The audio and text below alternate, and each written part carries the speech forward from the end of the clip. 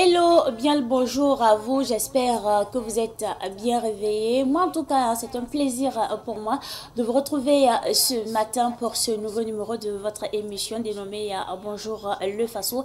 Installez-vous confortablement. Nous allons tout de suite et maintenant planter le décor de cette belle émission. Dans la rubrique à la découverte de, nous poursuivons avec la découverte du parc urbain à Bangriogo. Et pour la revue de presse, nous allons recevoir d'ici là Alphonse Ouetraogo qui va décortiquer l'actualité pour nous, car oui, nous voulons être informés. Dans la rubrique invité du jour, nous recevons ce matin l'ambassadeur de l'Arabie Saoudite. Nous allons également recevoir par la suite l'association Femmes en Action pour la Paix, la Santé et le Développement pour parler d'une compétition inter-école. Bonnes affaires, nous allons recevoir sur ce plateau la mission internationale de la compassion Philadelphie pour parler d'une grande croisade internationale. Alors, le décor est très bien planté. Installez-vous confortablement. On se retrouve juste après cette transition pour la rubrique à la découverte. Connaissez-vous la forêt du savoir? Mais oui, Bangriogo, un mot qui signifie la forêt du savoir en français. Cette semaine, nous restons donc à Ouagadougou pour vous présenter le parc urbain à Bangriogo, situé au cœur de la ville de Ouagadougou. Le parc urbain Bangriogo s'étend sur une superficie de plus de 240 hectares. On va écouter une intervention et on revient pour la suite. Nous sommes venus au parc urbain Bangriogo. Nous remercions les autorités qui nous ont mis ici, notamment Maurice Konaté, qui est le président de la délégation spéciale de la commune de Ouagadougou. Ça fait 2 ans que nous sommes ici. Il faut dire que la vision même de gestion du parc urbain Bangriogo, c'est de faire en sorte que ça soit une infrastructure écologiquement viable, qui intègre des activités de loisirs, des activités d'éducation. Il faut dire que le parc est utilisé comme outil pédagogique pour les tout petits, notamment les enfants de la maternelle qui viennent découvrir le corbeau, qui viennent découvrir l'autruche, l'hippopotame, mais jusqu'aux plus grands, les doctorants, les professeurs d'université qui viennent effectivement faire des articles scientifiques sur le parc urbain Bangriogo. De ce point de vue, c'est un outil pédagogique et ça contribue à l'éducation environnementale, et sur l'éducation environnementale. Et aussi, c'est un centre qui doit pouvoir accueillir des activités de loisirs, que ce soit des pique-niques, que ce soit des mariages, que ce soit des baptêmes.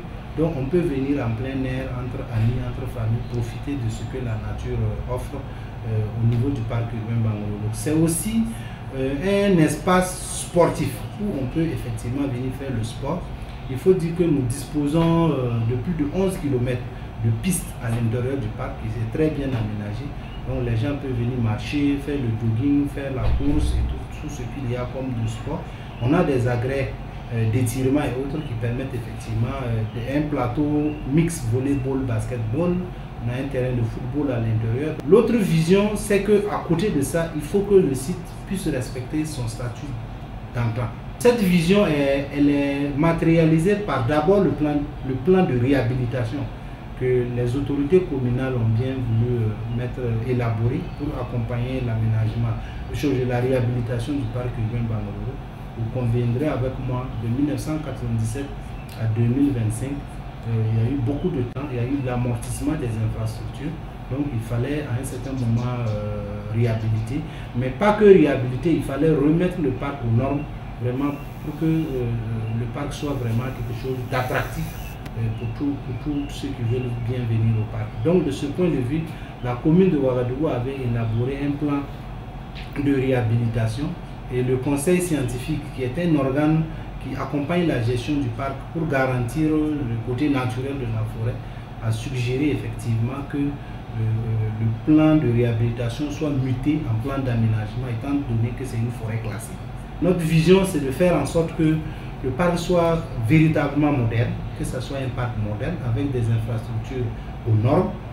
Vous avez visité un peu la ménagerie, vous avez vu que les pensionnaires là-bas, les animaux qui sont quand même des animaux en détresse que nous avons recueillis, que nous avons apporté des soins et l'alimentation.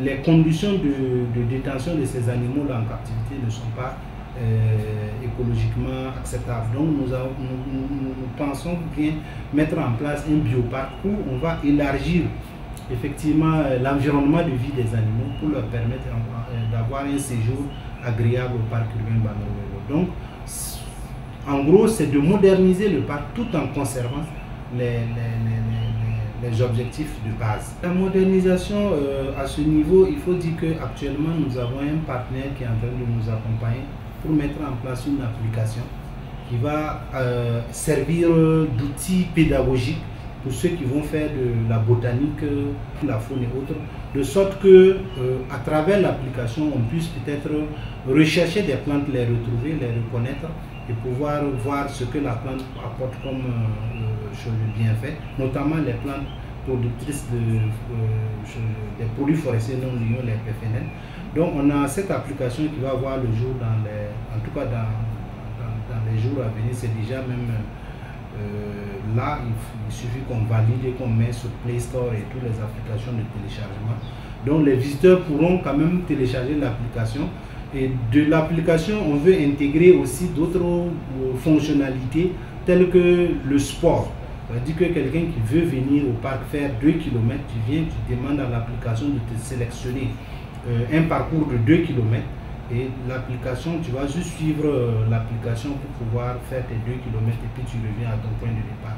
Il y a aussi les alertes, voilà, à travers l'application, les gens peuvent faire des alertes, les gens peuvent donner leurs idées pour que vraiment la gestion du parc urbain soit vraiment durable.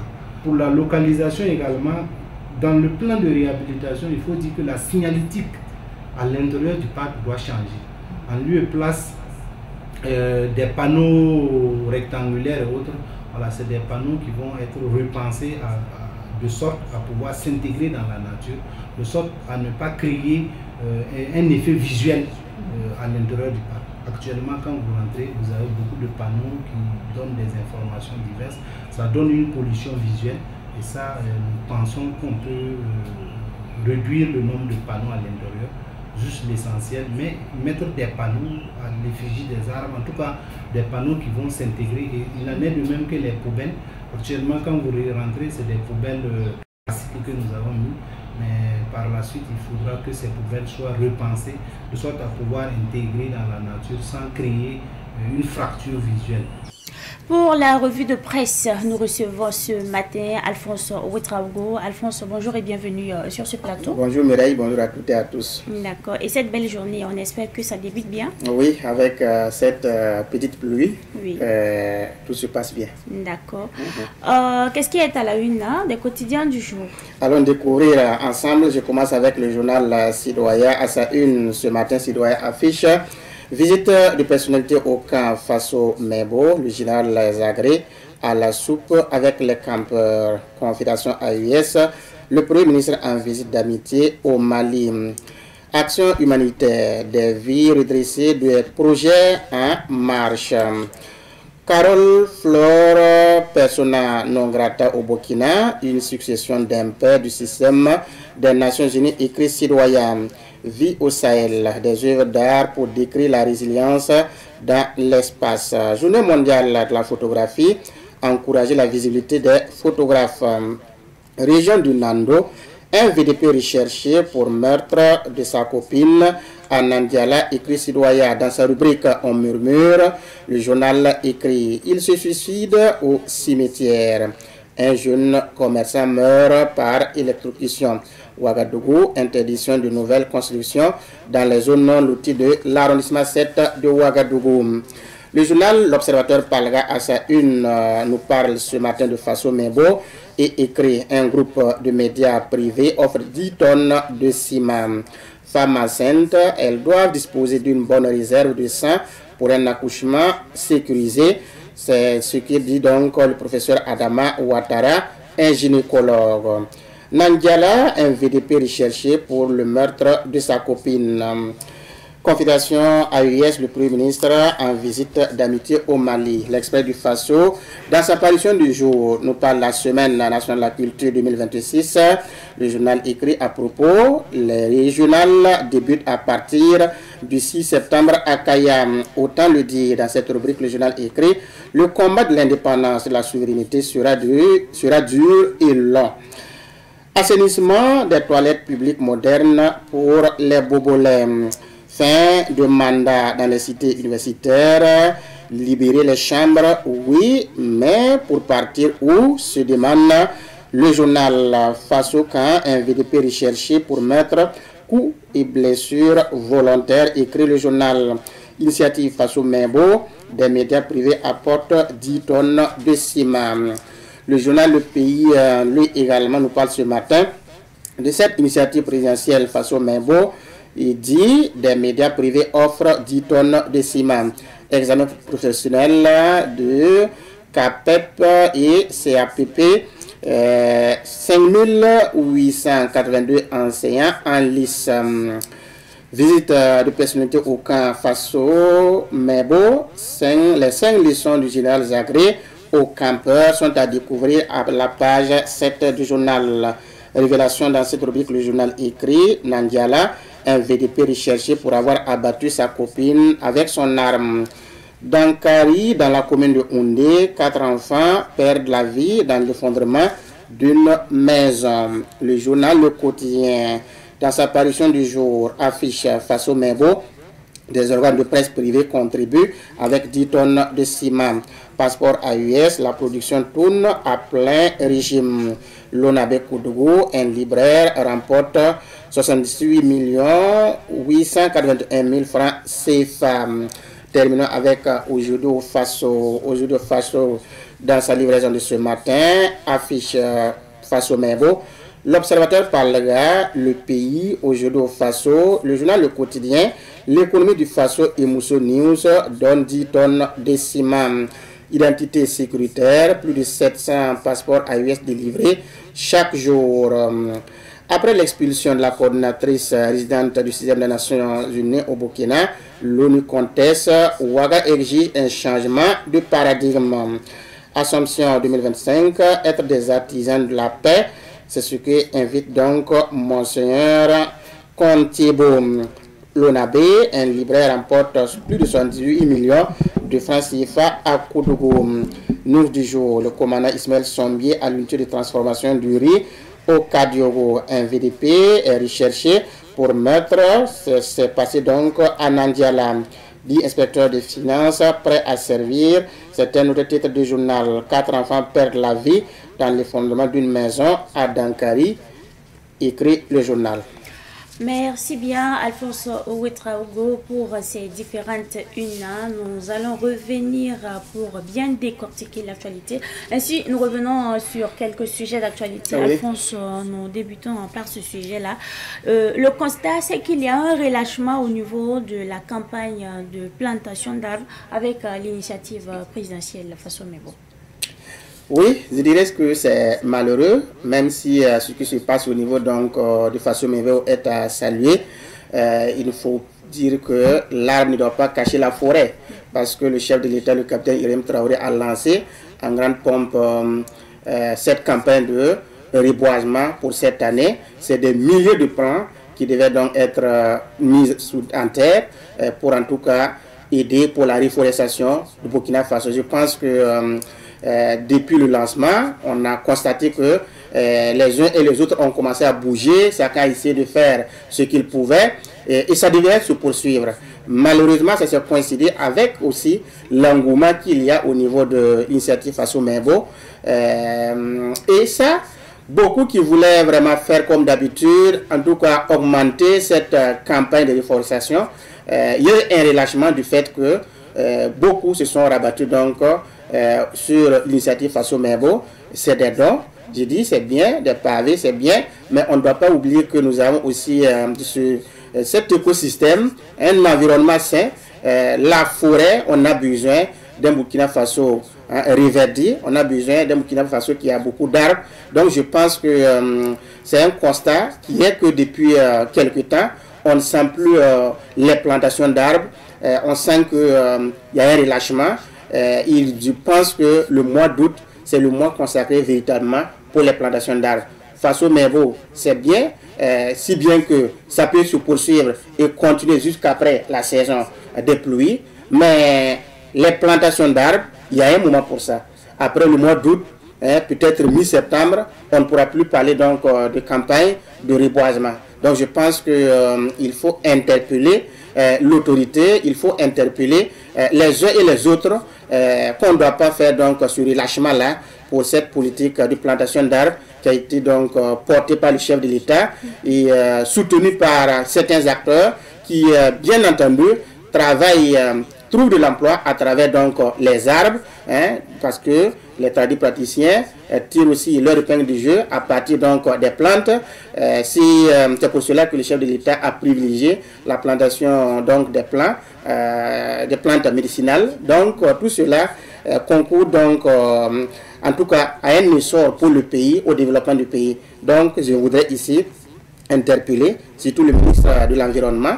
Il faudrait que, en tout cas, il essaie de relever la pente parce qu'il y a un relâchement. Même si ce qui se passe au niveau Faso Mebo est bien, chacun doit en tout cas évoluer dans son secteur parce qu'il y a un moment indiqué pour ça. La plantation, c'est tout à fait normal. Devant même les locaux de Savane Média, il y a le centre émergent Banganoma qui expose des plants. L'année passée, nous avons constaté cet engouement qu'il y a eu. Beaucoup venaient donc s'acheter des plants pour aller donc soit dans leur verger ou bien à la maison. Mais cette année, je dirais que cette coïncidence avec Faso Mebo a fait que il y a un relâchement et c'est malheureux. Je pense que nous devons relever la pente. Deuxième sujet, Alphonse, un VDP de Nandiala recherché pour avoir assassiné malheureusement sa copine.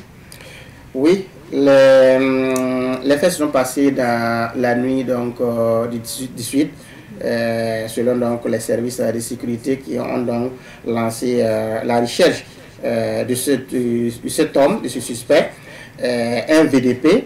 Dans la commune de Nandiala, c'est dans la province de Boulkiemde, qui a tué donc sa copine de 18 ans et tiré aussi sur la maman, sa copine, qui est fort heureusement grièvement blessée. Malheureusement, la fille est restée, elle est tombée, elle est morte. Après avoir commis donc ces faits, l'intéressé a pris la tangente. Et ce qui est malheureux est que c'est un VDP communal qui a utilisé donc une Kalachnikov qui est issue donc de la dotation allouée donc affectée au VDP. C'est cette arme-là qu'il a utilisée pour commettre ce meurtre. Et aujourd'hui, l'autorité lance donc sa recherche. Je pense que la contribution, c'est son image que nous voyons. Les uns et les autres sont donc demandés à contribuer pour que nous puissions retrouver ce monsieur-là, parce qu'il n'a pas abandonné l'arme après avoir commis le meurtre. Et quand on sait que s'il n'a pas abandonné l'arme, s'il n'a pas déposé, c'est qu'il a toujours l'arme sur lui, qu'est-ce qu'il peut faire encore, surtout qu'il est recherché. Donc ça fait peur. Je pense que les services de sécurité sont en branle aujourd'hui et ils se sont mis donc à sa recherche, mais la contribution des uns et des autres est demandée pour en tout cas endiguer le mal. C'est vrai qu'il y a un fait qui est déjà là, un fait malheureux, mais il faut essayer de limiter vraiment les dégâts que ce monsieur pourrait causer éventuellement. D'accord. Troisième sujet, Alphonse, parlons de l'Assemblée générale de l'IFO. L'Assemblée générale de l'IFO qui s'est tenue samedi dernier, une occasion pour les dirigeants, les anciens dirigeants, les supporters, les partenaires de se réunir à Ouagadougou pour parler véritablement des problèmes de l'étoile filante de Ouagadougou. Parce que la dernière saison, la saison écoulée, l'IFO est arrivé à occuper la 13e place. Une place qui n'honore pas cette équipe bien connue qu'on appelle la Reine des Stades, qui se classe aujourd'hui à la 13e place. Ce n'est pas une bonne place pour l'IFO. Pour tous ceux qui connaissent donc cette équipe, ce club, c'est pour cela que les dirigeants ont voulu cette rencontre pour parler qu'est-ce qui ne va pas, qu'est-ce qu'il faut faire. Les problèmes internes ont été discutés. Éventuellement, s'il faut étoffer l'effectif, acheter des joueurs, mais ce qui a été aussi dit, c'est l'autonomie financière. Le PCA, Idrissa Sinaré a dit que pour en tout cas faire une bonne saison, il faudrait penser à une autonomie financière. La contribution, la subvention de l'État est bien, mais on ne doit pas compter exclusivement sur cette contribution-là pour faire une bonne saison. Donc, il faut véritablement qu'il y ait une bonne autonomie financière. Et sur cette question, heureusement, il y a beaucoup de partenaires qui sont prêts à accompagner les faux, mais ils veulent que véritablement les uns et les autres parlent le même langage, qu'il y ait l'unité. Sans l'unité, vous ne pouvez pas faire quelque chose. Donc, grosso modo, je pense qu'ils ont tracé des sillons pour se projeter, pour faire une bonne saison, parce que la saison de la Ligue 1 va commencer d'ici là, et l'équipe va se retirer pendant quelques jours, se préparer pour amener le groupe à se connaître avant d'entamer donc le championnat. Je pense que c'est bien. Mais en même temps, ça pose un problème de financement général de tous les clubs, sauf quelques-uns. On voit qu'il y a beaucoup de clubs qui ont ces difficultés financières. Qu'est-ce qui ne va pas? Je pense que on peut développer une autre politique. Nous avons quand même des opérateurs économiques, pour ne pas les citer, les Idrissa Nassar, les Nusa Kanazé, et bien d'autres opérateurs économiques. Je pense qu'on peut demander à ce que ces personnes-là parrainent des clubs, et nous allons véritablement sentir la beauté de notre football. Vous voyez que beaucoup ne vont pas au stade parce que il n'y a pas engouement, On n'a pas créé les conditions pour attirer véritablement les supporters. Des gens qui peuvent s'entacher devant des canaux, des clubs pour suivre un match du Barça de Real. Je pense que s'il y a une bonne politique, ces mêmes personnes-là peuvent en tout cas se déplacer, aller au stade. Chacun doit se déterminer. Je suis membre ou je suis supporter de tel ou tel club. Et dès que ce club le joue, je dois véritablement, si mon temps me le permet, me déplacer pour aller suivre. Je pense que ailleurs les clubs vivent même de la mobilisation de leurs supporters. Si plus vous partez au niveau des stades, plus vous contribuez à gérer les problèmes existentiels du club. Et bien entendu, ce que les partenaires vont donner, ça c'est pour en tout cas combler le reste. Donc, on doit développer cette politique et je pense que les clubs, là aussi, les présidents de clubs doivent aussi développer leur politique. On n'a jamais vu un match aussi, si on dit Asfa Ifo qui joue, est-ce que ça vient à l'idée qu'on doit faire des spots, des publicités? Et pourtant, il faut le faire. Même Barça ou le Real qui joue, ils font des spots, ils font des publicités pour attirer les gens. Donc, je pense que chez nous aussi, que cette rivalité prévale, que les clubs comprennent que si vous avez un match, il faut communiquer et on peut faire passer à travers les médias, passer des messages, mobiliser. Je pense que c'est ensemble qu'on peut développer notre football. Et en demandant aussi l'apport de ceux-là que je viens de citer, qu'on peut développer notre football. Si Idrissa Nassar, par exemple, décide de parrainer, il faut, mais s'il a un match capital, il va certainement mobiliser non seulement des gens qui sont de son service et d'autres personnes, et il y aura véritablement petit à petit de l'engouement. Et vice-versa. Je pense qu'avec ce schéma-là, on peut aider et préparer à avoir une bonne équipe, non seulement au niveau des clubs, au niveau des seniors, et les étalons vont vraiment nous ramener beaucoup de choses. En tout cas, on espère que le message est très bien passé. C'est une très belle proposition. C'est tout pour aujourd'hui. Merci. Merci à vous. On sait que vous avez rendez-vous avec les téléspectateurs et téléspectatrices à 19h45 pour le journal La Langue Nationale. Merci d'être passé. Nous allons l'accompagner Alphonse Ouitrago avec ce. Nous sommes de retour sur ce plateau. Cette fois-ci, bonnes affaires, nous allons recevoir des partenaires. Nous recevons donc le comité d'organisation de la CFA. Il s'agit donc de l'Académie Culture du Faso. À ma droite, Bintou Baro, membre du comité d'organisation. Vous êtes également artiste humoriste. Bonjour et bienvenue sur ce plateau. Bonjour, merci. D'accord. Et à ma gauche, Monsieur Théophile Kambou, secrétaire général de la CEFA. Bonjour et bienvenue sur ce plateau. Merci, bonjour. D'accord.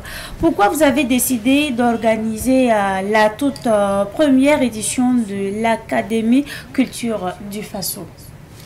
Bon, je dirais d'abord, on a décidé de l'organiser parce que actuellement on voit que dans ce monde d'aujourd'hui où on perd un peu nos repères, et c'est l'association Femmes en Action pour la Santé, Paix et Développement qui a décidé de prendre cette initiative-là et d'organiser la CEFA. Et pour un peu amener la jeunesse à se reconnecter à leur culture. Amener la jeunesse à se demander qui suis-je. Si je sais qui je suis, je saurai où je vais, je saurai comment je vais. Et je dois vraiment savoir c'est quoi mon pays, c'est quoi mon village. Donc l'Académie Culture, c'est un peu cette vision-là. Amener les jeunes à repartir un peu à la source pour se ressourcer. Théophile Kambou, un ajout sur ce que Madame vient de dire? Oui, bon, ce que je vais ajouter, c'est de savoir que nous avons accès sur la culture, parce que nous savons que la culture est le socle de toute identité. Et vous allez voir que cette première édition de la CEFA, c'est plus axé sur le volet scolaire. Donc, c'est vraiment repartir à la base et inculquer vraiment les valeurs culturelles propres à nous, et ce qui nous permettra d'avoir un sursaut d'identité et nous pouvoir nous vendre un peu plus au niveau du monde, des yeux du monde. Et quelles sont justement les différentes catégories de compétition? Nous avons choisi pour cette première édition 3 disciplines qui sont le conte, le slam et la coiffure traditionnelle. D'accord. Et comment s'est passé les phases éliminatoires? Ça s'est très bien passé par la grâce de Dieu. Et les candidats ont super bien compétit et ça s'est très bien passé. Il y avait combien de candidats au départ? Au départ, on avait au moins en gros 78, je crois. 78 candidats? Oui, tout départ. Et jusqu'à aujourd'hui, on a fait les éliminations. Et on va maintenant à la finale. Vous l'avez dit, on va à la finale. Et cette grande finale, ça se tiendra quand? Cette grande finale se tiendra le 30 de ce mois. Et ce sera au Musée national. Et concrètement, comment va se passer cette finale?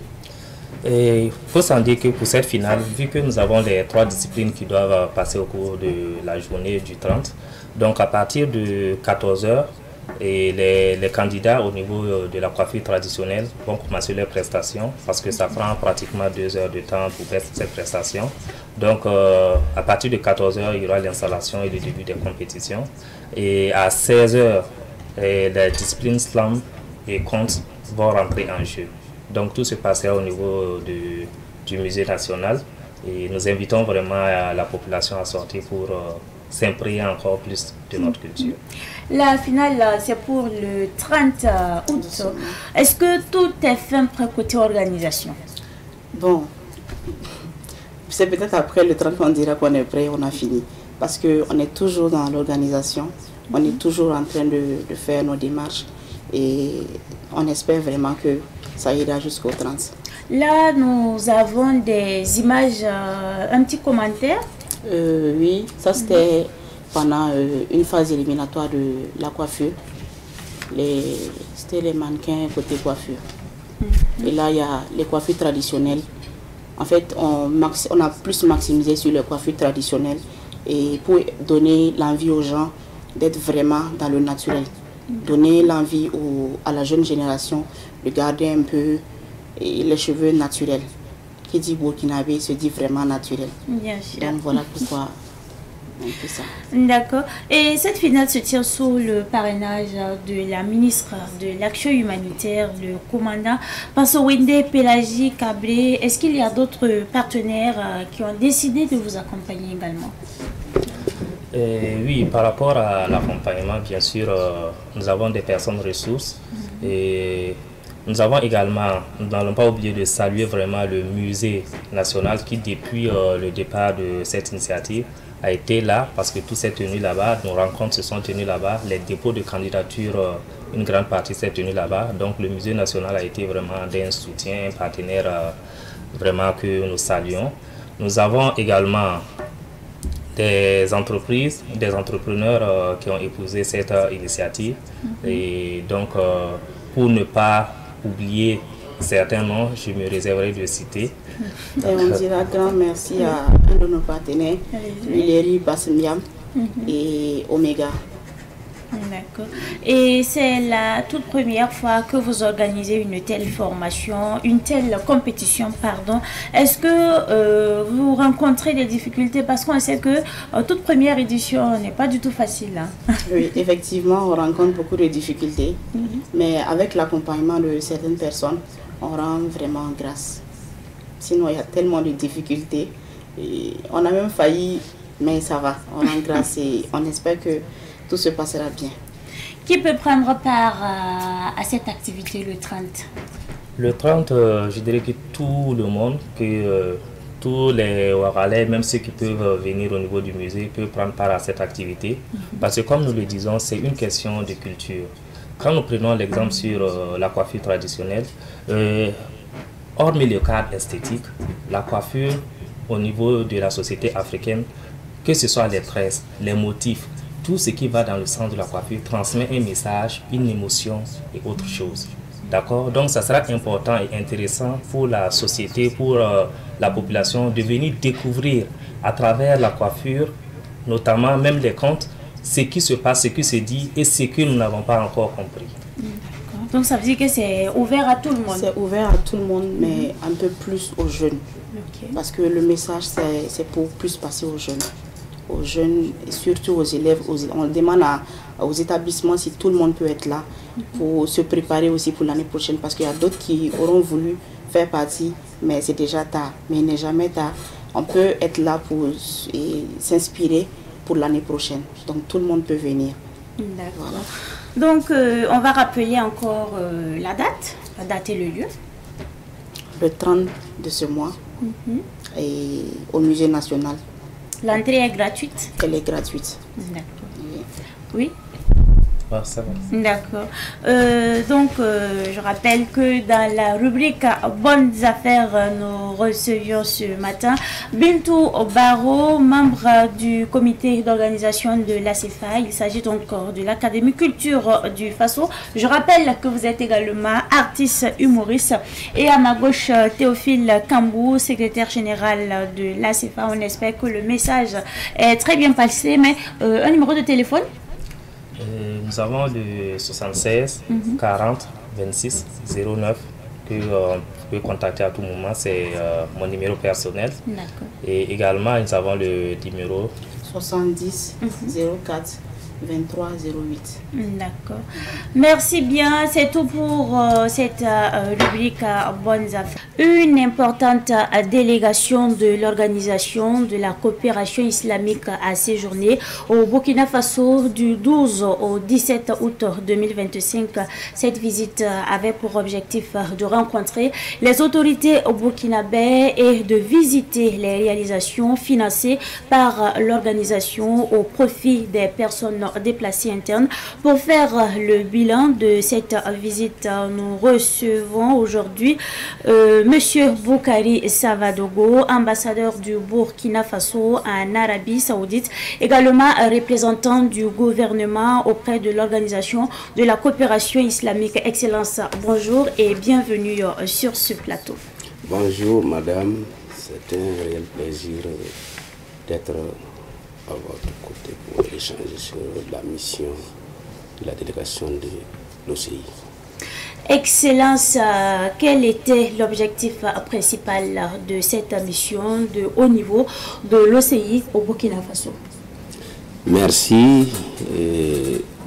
Je voudrais profiter de votre micro pour saluer les premiers responsables de votre chaîne média et également au nom de Monsieur le ministre des Affaires étrangères, la coopération régionale et des Burkinabés de l'extérieur, traduire notre satisfaction pour la couverture médiatique de cette mission. Pour répondre à votre question, je dirais que cette mission avait comme objectif principal de permettre à l'OCI d'exprimer sa solidarité forte, sincère et constante au peuple burkinabé qui fait face à une double crise sécuritaire et humanitaire.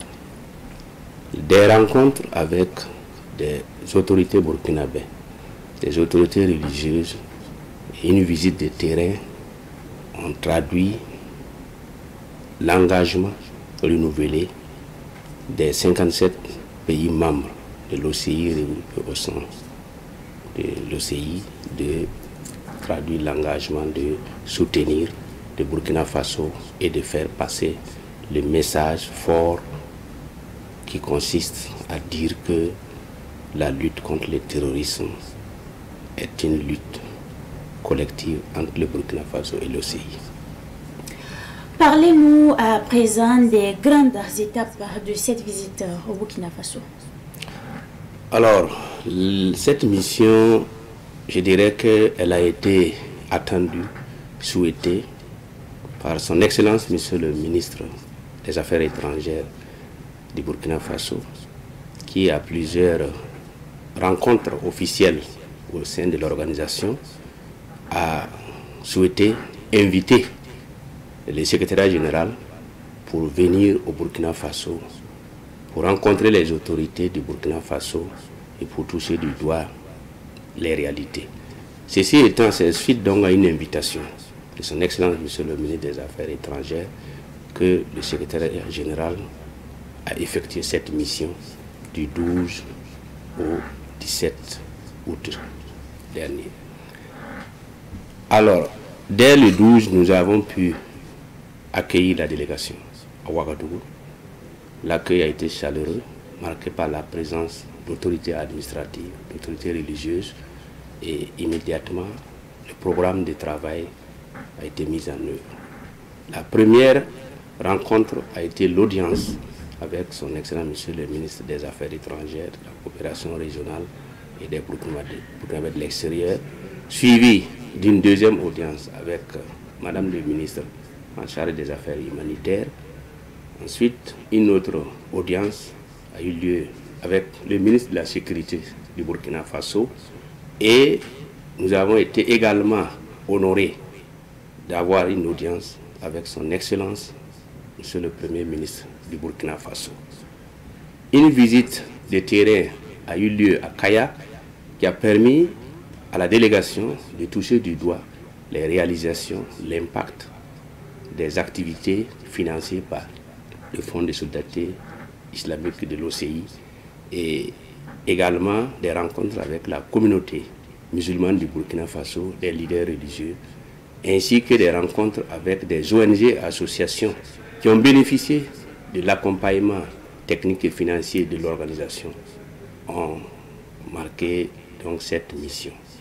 Nous avons également eu l'opportunité et la chance d'assister à des signatures de nouvelles conventions de soutien à des activités humanitaires.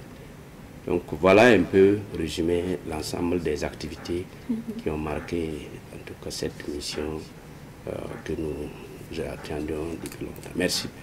Excellence, comme vous l'avez évoqué, il y a eu plusieurs rencontres avec de hautes personnalités au Burkina Faso. C'est justement le message. Et quel est justement le message que vous souhaitez adresser aux autorités burkinabées? Le message que nous avions souhaité, qui a été effectivement donné, est un message de solidarité au peuple burkinabé, un message de soutien au Burkina Faso qui, sous le leadership de notre président du Faso, le capitaine Ibrahim Traoré, a réussi à engranger des résultats positifs dans la lutte contre le terrorisme, dans la lutte contre l'impérialisme et surtout pour le développement durable de notre pays. Alors, ce qu'il faut dire, c'est que l'OCI partage les mêmes objectifs dans la lutte contre également la diffusion des discours qui travertissent l'islam. Les discours et les mensonges qui utilisent l'islam à des fins d'actes terroristes sont condamnés avec la plus grande fermeté par l'Organisation de la coopération islamique. Pour dire que dans toutes les audiences que nous avons eues, les autorités burkinabées et la délégation de l'OCI ont convenu d'être au même niveau d'information, que les terroristes ne sont pas des amis de l'islam. L'islam n'a rien à voir avec le terrorisme, et la déclaration officielle du chef de la délégation à la sortie de l'audience avec le Premier ministre a été claire. Ils sont du côté du Burkina Faso, ils soutiennent la lutte contre le terrorisme, ils soutiennent les activités humanitaires, et nous estimons que le message passé, ça interpelle l'ensemble de la population qui doit désormais se démarquer des discours et des mensonges des médias mensongers qui cherchent à diviser notre peuple. On espère que le message est très bien passé. Excellence, au terme de cette interview, quel message avez-vous pour le renforcement de la coopération entre le Burkina Faso et l'OCI? Merci. Je pense que les relations de coopération et d'amitié avec l'OCI sont excellentes, et je suis bien placé pour dire que beaucoup d'activités se sont réalisées depuis des dizaines d'années, et que les organes spécialisés de l'OCI, notamment le groupe de la Banque islamique de développement, la Banque arabe de développement pour les États de l'Afrique, le Fonds de solidarité islamique, des institutions affiliées à l'OCI interviennent dans plusieurs domaines du développement, de l'agriculture, de la culture. Et je pense que ici, cette mission nous donne l'occasion de réaffirmer la solidarité de l'OCI face aux différents défis que le Burkina Faso travaille à relever. Et je suis convaincu que, avec la contribution de vous les médias, la vérité finira par être connue de la majorité de la population, qui, je considère, ne connaît pas toutes les réalisations, mais par la grâce de Dieu, l'information, les concertations et cette visite qui ne serait pas la dernière, et que aussi des autorités burkinabées sont invitées à rendre visite à l'OCI, cela va permettre de renforcer considérablement la coopération entre le Burkina Faso et cette grande institution. Excellence, nous sommes à la fin de l'entretien. Votre mot de fin? Merci, c'est vous remercier et vous dire que nous sommes toujours attentifs au message que vous diffusez dans le sens de la mobilisation du peuple burkinabé, au message qui dénonce l'usage abusif des discours mensongers qui traversent l'islam. Nous souhaitons vous demander de renforcer votre communication pour dire la vérité sur les relations entre le Burkina Faso et l'OCI, l'Organisation de la coopération islamique, et que nous avons un ennemi commun, comme l'a souligné les plus hautes autorités du Burkina Faso. Et Inch'Allah, nous allons fêter ensemble le retour de la paix, la sécurité et la stabilité dans notre cher pays. Merci bien, Excellence. Je rappelle que dans la rubrique invité du jour, nous recevions M. Boukari Savadogo, ambassadeur du Burkina Faso en Arabie Saoudite, par ailleurs représentant du gouvernement auprès de l'Organisation de la coopération islamique. Excellence, merci à vous d'être passé sur ce plateau. C'est moi qui vous remercie. D'accord. C'est tout pour la rubrique invité du jour. Nous allons raccompagner notre invité avec ceci.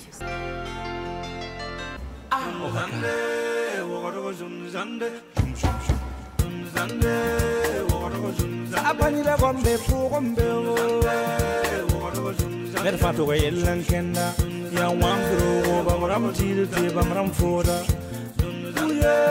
waro yellan ngam taaba kulum kalam la futa chacun son problème waro yellan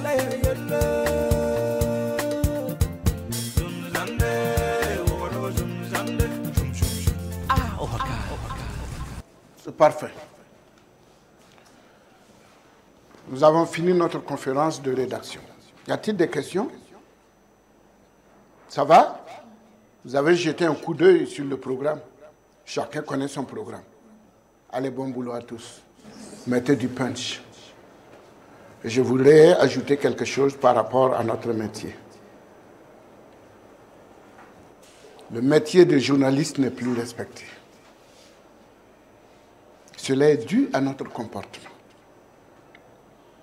Il faut qu'on se respecte pour que les gens respectent notre métier.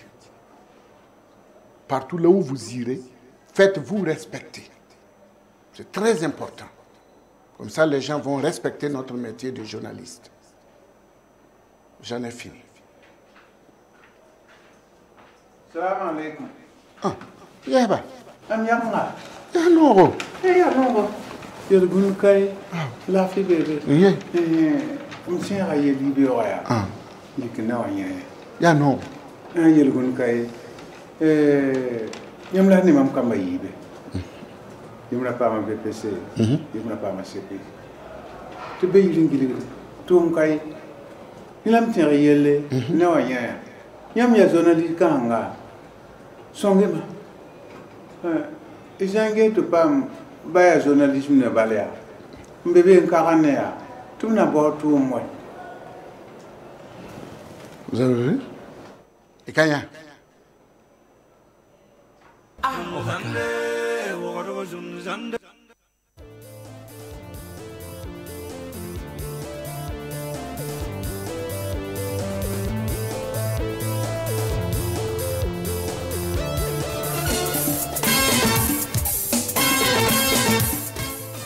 Savan FM radio kanbagawo demsen fara mɔgɔkɔrɔba ka an ka tarata foli bɛ aw bɛɛ lajɛlen Sali Some kumakan bari ɲɛfɛ Lamine Gigima mansin kunna an bɛ foli bila ka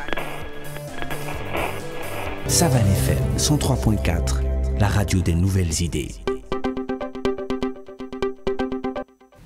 Téléspectateurs, téléspectatrices de la télévision des nouvelles idées, nous sommes encore de retour sur ce plateau et cette fois-ci nous recevons le comité d'organisation de la grande croisade internationale qui se tiendra les 29 et 30 août prochain. Nous recevons sur ce plateau à ma droite Bamsa Grace, coordonnateur de cette grande croisade, artiste chanteur. Bonjour et bienvenue sur ce plateau. Bonjour mademoiselle Hydro. Merci. Et à ma gauche, Prophète Aïssé. Prophète, bonjour et bienvenue sur ce plateau. Bonjour, comment vous allez? Je me porte bien par la grâce de Dieu. Shalom à vous. Shalom également. Merci. Présentez-nous la mission internationale de la compassion Philadelphie. Alors, Mimi, je peux dire que Dieu, la Bible dit que le Seigneur visite la terre et c'est pas déverse l'abondance. Et lorsque le Seigneur visite la terre, il utilise toujours une personne. Et il utilise un ministère. Et le ministère de la compassion qui est Philadelphie est un ministère dont le Seigneur a suscité ces derniers temps pour bénir cette nation. Et je suis témoin de la manifestation de la puissance de Dieu à travers ce ministère qui est basé à Pabré, qui est conduit par son prophète, le prophète Élisée Ouedraogo. Voilà. Et je peux témoigner sur ce ministère. C'est un ministère de compassion parce que les témoignages sont énormes. Les témoignages sont énormes. Voilà. Alors voilà un peu ce que je peux dire un peu sur cette mission. Voilà. Et quel est le thème retenu pour cette grande croisade? Oui, le thème de cette grande croisade qui se tiendra à la salle des banquets, c'est le temps de la gloire. Le temps de la gloire. Le temps de la gloire. Et pourquoi avoir choisi ce thème justement? Et il faut dire que selon la parole de Dieu, Dieu a un temps pour nous faire quitter de l'Égypte en Israël, de l'Égypte au Canaan, à la terre promise. Il faut dire que dans toute situation que chacun d'entre nous traverse, il y a un temps où toutes les portes seront ouvertes et tu rentreras dans ton temps de gloire, dans ton temps d'élévation, dans ton temps de briller à ce que tout le monde te voit. Voilà. Prophète Aïssé, un ajout sur le choix du thème. Oui, c'est un thème vraiment centralisé, vu aussi au moment et vu les temps spirituels dont nous traversons. Et beaucoup de chrétiens aujourd'hui traversent des moments où des moments d'échec. Certains sont découragés, certains sont abattus parce que lorsqu'il n'y a pas la gloire dans la vie, la gloire dans le travail, dans les foyers, il y a la sécheresse. Et la sécheresse est l'œuvre des ténèbres. Et comme Job traversait ce moment, et à un moment donné, il disait, Seigneur, je reconnais que tu peux tout et rien ne t'est impossible. Fais-moi voir ta gloire. Et tous ceux qui vont venir dans ce croisade, je crois que ce sont des gens, ce sont des personnes qui ont soif et qui ont besoin de voir la gloire de Dieu rayonner dans leur vie, dans leur famille, dans leur travail, dans leur mariage. Et je crois que le Dieu qui a donné ce thème sera au rendez-vous. Et tous ceux qui vont participer à cette croisade verront la gloire de Dieu. Comme Jésus disait à Marie, il dit que si tu crois, je te dis que si tu crois, tu verras ma gloire. Et toute personne qui va venir à ce croisade, je sais le Dieu que nous servons est fidèle. Toute personne qui va venir comme Marie, si elle a cru, si nous avons cru, nous verrons la gloire de Dieu désormais dans les ministères, désormais dans les foyers, désormais dans le travail. Voilà. Bamsa, grâce le prophète Aïssé développe déjà les avantages donc, de cette grande croisade-là. Oui. Un ajout sur les avantages. Et il faut dire que toutes les portes seront ouvertes en faveur de tous ceux ou toutes celles qui seront à cette croisade. Les malades seront guéris. Il y aura beaucoup de miracles. Et c'est des avantages, surtout qu'on va prier pour la nation, ce sont des avantages. Prier pour les FDS, ce sont des avantages qui vont nous prolonger, vont nous plonger dans une paix totale pour notre nation. Il faut dire que toutes personnes qui vont prendre part à cette croisade verront la gloire de Dieu, comme le prophète disait, la gloire de Dieu dans leur vie. Prophète Aïssé, c'est la quatrième édition déjà? Je crois que c'est la deuxième édition. La première a eu lieu la fois passée, au siège même de Philadelphie. Et c'est la deuxième édition qui est là. Et j'aimerais vraiment attirer l'attention à tous ceux qui nous suivent, que Dieu fait toutes choses bonnes en son temps. Et si Dieu a permis que cette croisade aura lieu à la salle des banquets, c'est un point stratégique. Et j'invite les chrétiens, parce que c'est au centre de la ville, et au cœur même des affaires. Des affaires de cette nation. Et je crois de tout mon cœur que le ciel est déjà ouvert sur cette zone. Et j'invite les chrétiens, vous savez, et non seulement il y aura la prière, comme Bams Grâce a dit, pour la nation, la prière pour les FDS, la prière pour la situation même spirituelle, financière, de toutes les différentes zones de cette nation. Parce que nous devons soutenir le gouvernement dans le combat qu'ils sont en train de faire. Et nous croyons que nous verrons la gloire de Dieu dans ce combat et Jésus sera glorifié dans ce combat. Je vais ajouter que pendant cette croisade aussi, il y aura aussi des réceptions. Il y aura aussi des réceptions pour tous ceux qui veulent, individuelles, pour tous ceux qui veulent rencontrer le prophète pour certains différents besoins. Par exemple, des hommes d'affaires, les orpailleurs, tous ceux qui sont dans les services, qui vous travaillez, tu travailles et puis ça ne va pas. Tu es un homme d'affaires, tu fais des affaires, ça ne donne pas, tes finances ne collent pas. Vous savez, lorsque le ciel est ouvert, le ciel reste toujours disponible pour toute personne qui a cru. Toute personne qui a cru. Ça, il n'y a pas de demi-mesure. Si tu as cru, tu es venu, ta foi. Et Jésus a dit, la foi du malade le guérira. C'est ta foi. Le fait que tu es venu, à cause de ta foi, ton miracle sera extraordinaire. Avec Jésus, on ne tape jamais poteau. Celui qui a cru reçoit. Voilà. Alors, c'est sûr que les gens sont en train de recevoir actuellement, hein, oui, actuellement. Même l'équipe technique est en train de recevoir cette grâce, cette grâce donc du prophète Aïssé. Sur l'affiche, on voit bien sûr l'homme de Dieu, le prophète Élisée Ouedraogo. Donc ça veut dire que cette grande croisade, c'est une occasion à ne vraiment pas manquer, n'est-ce pas?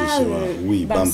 Et il faut dire que, permettez-moi de saluer à travers voilà, votre télévision, le grand mentor, l'homme de Dieu, loin, le prophète Élisée Ouedraogo, qui est basé à Pavré, comme le prophète Aïssé disait. Permettez-moi de le saluer. Nous prions que Dieu lui donne les forces nécessaires afin d'affronter ce défi pour la gloire de Dieu. Il faut dire, tout le monde est invité sans exception et c'est une croisade à ne pas manquer.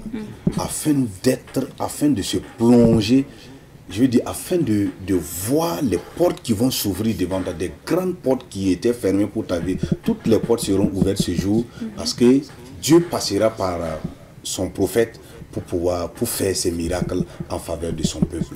De grands chantres seront présents, ça veut dire que nous allons prier, nous allons également adorer, nous allons louer Dieu. Je vois sur l'affiche la photo de Jean-Pierre Kouala, Abel Kaboré, il y a Bams Grâce également qui est sur ce plateau. Justement.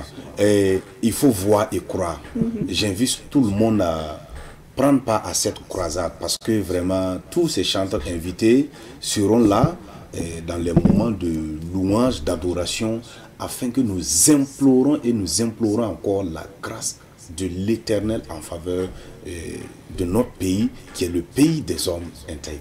Prophète Aïssé, on va encore rappeler qui peut prendre part à cette grande croisade. Alors, tous ceux qui croient, toute personne qui a cru et qui croit et qui croira peut prendre part. Les hommes, les femmes, toute personne qui a vu et qui voit mon appel, je vous invite le 29 août et le 30 août à la salle des banquets de Ouara 2000.